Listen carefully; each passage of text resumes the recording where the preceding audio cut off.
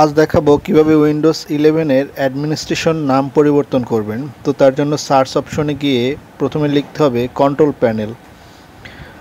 Control panel এখানে click করার পরে আপনি এই যে ডান পাশে দেখুন ইউজার অ্যাকাউন্টে এই যে দেখুন আমার উপরের নামটা ডেল লেখা আছে।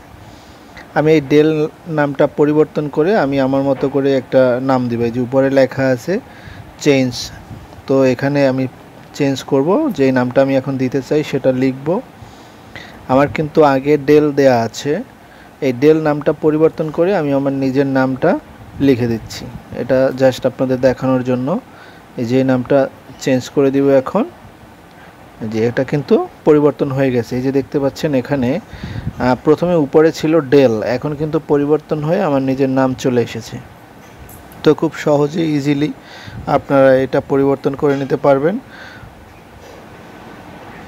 আমি আপনাদের আরও একবার দেখাচ্ছি আমার নামটা যে পরিবর্তন হয়েছে।